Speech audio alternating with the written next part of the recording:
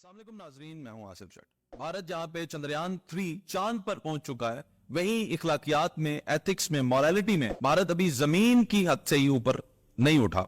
बड़ा दिलखराश वाकया पेश आया जी भारत में, जब एक स्कूल टीचर ने हिंदू बच्चों से ये कहा कि आप इस मुसलमान बच्चे को सारे थप्पड़ मारो, और हिंदू बच्चों ने टीचर के कहने पे मुसलमान बच्चे को थप्पड़ मारे। अब मैं इस वाकये को सिर्फ इतना ही लूंगा, इसी कॉन्टेक्स्ट में बात करूंगा। मैं ये नहीं कहूंगा कि मुसलमानों के साथ भारत में ज्यादती होगी, भारत में हिंदुओं ने ये कर दिया वो कर दिया। मैं इस तरह बिल्कुल भी नहीं कहूंगा। मुसलमान भारत में, मुझे पता है जहां पे हैं वो ठीक हैं, सेफ हैं, खुश हैं।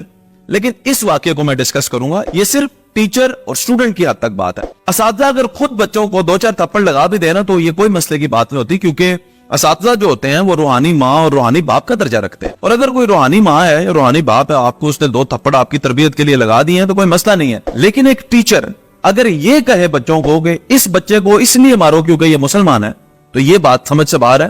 क्योंकि टीचर के लिए तो बच्चे सारे बराबर होते हैं, उसमें क्या हिंदू क्या मुसलमान।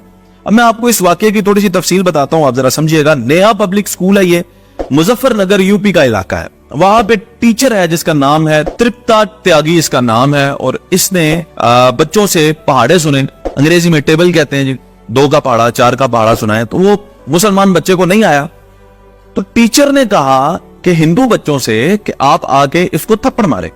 और फिर उसने स्टेटमेंट दिया, उसने कहा कि मैं तो ये डिक्लेयर कर दिया है कि मुस्लिम बच्चों के साथ ऐसा ही होना चाहिए। डिक्लेयर कर दिया, भाई क्यों होना चाहिए मुस्लिम बच्चों के साथ ऐसे? ये किस किताब में लिखा है कि हिंदू बच्चों को टेबल ना आए तो उसको छोड़ दें, और मुस्लिम बच्चे को टेबल ना आए तो आप उसको मारे? और फिर सारे बच्चों से कहा कि उसको बारी बारी आके थप्पड़ रसीद करें। अच्छा, फिर उस बच्चे को सारे बच्चों ने थप्पड़ मारे तो उसका गाल लाल हो गया। तो फिर टीचर कहती है कि अब इसका गाल लाल हो चुका है, अब इसकी कमर पे मारो। फिर आप ये देख रहे हैं कि बच्चों ने उसकी कमर पे मारे थप्पड़। अब जब बच्चे का इंटरव्यू लिया गया, बच्चे से पूछा गया क्या हुआ, तो बच्चे ने कहा कि जनाबे वाला मुझे 1 घंटे तक जो है वो थप्पड़ मारते रहे। 1 घंटे पिटवाया मुझे। अब आप बताइएगा, इस बात को हम डिस्कस करें ना करें? अब इंडिया के लोग कहेंगे जी आपको क्या जी।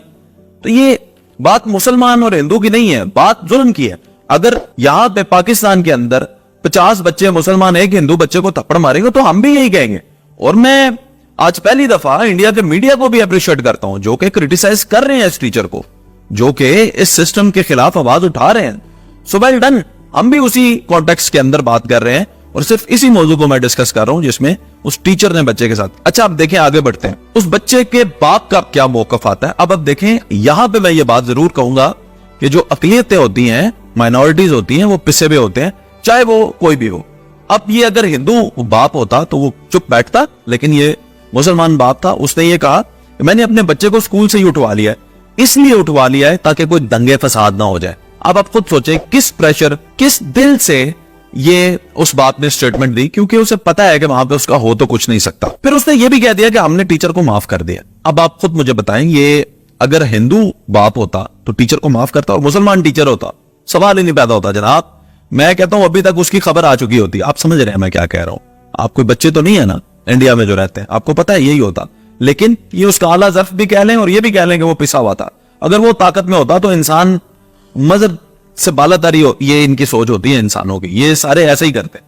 शायद वो अगर ताकत में होता तो वो भी यही करता। लेकिन मैं आपको ये बता रहा हूं, इस वक्त ये जो वाकया हुआ है कि जिसमें टीचर ने एक बच्चे को इसलिए थप्पड़ पड़वाए क्योंकि वो मुसलमान है, और फिर वो ये स्टेटमेंट रखती है कि सब मुसलमान बच्चों के साथ ऐसा होना चाहिए। इस कल्चर को क्रिटिसाइज करना पड़ेगा, इस कल्चर को तोड़ना पड़ेगा, आगे निकलना पड़ेगा। बात मजहब, रंग, नस्ल, कौमियत, इससे आगे निकलनी चाहिए।